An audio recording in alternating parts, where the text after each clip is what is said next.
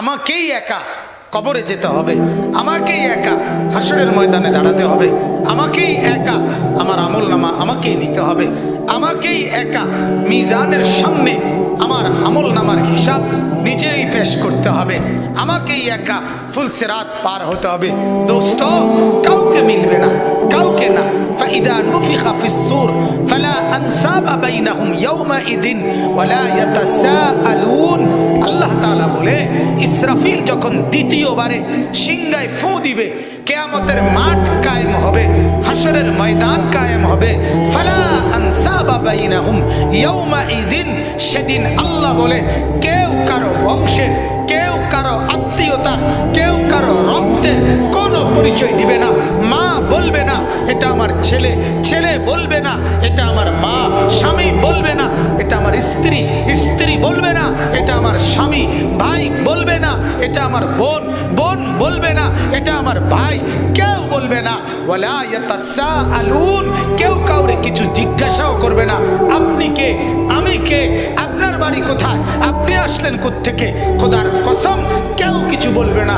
প্রত্যেকেই নিজেকে নিয়েই ফিকির করবে। লিকুল্লি ইমরিইম মিনহুম ইয়াওমাইযিন শাআনু ইউগনি, প্রত্যেকেই নিজেকে নিয়ে ফিকির করবে। কাকে নিয়ে বলেন, কাকে নিয়ে ভাইয়া বলে না, জওয়ান ছেলেরা বলো ভাই, নিজেকে নিয়ে, নিজেকে। সেদিন বন্ধু মিলবে না, সেদিন বন্ধু মিলবে না, মিলবে না। আল্লাহ তাআলা কুরআনুল কারীমের মধ্যে বলছে সব ভাই বন্ধু সেদিন শত্রু হয়ে যাবে।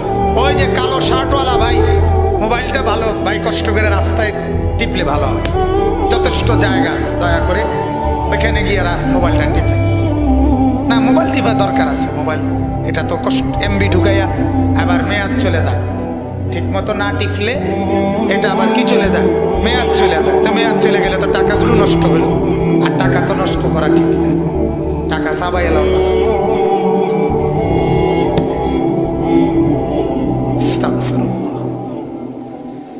আল্লাহ আমাদেরকে মাফ করে দেন। আমি কাউরে ছাড়বো না, যতক্ষণ আছি ততক্ষণ। বললাম গাফেল আমি ছাড় দিতে রাজি, সোজা কাউরে তোয়াজ করা কোনো দরকার নেই।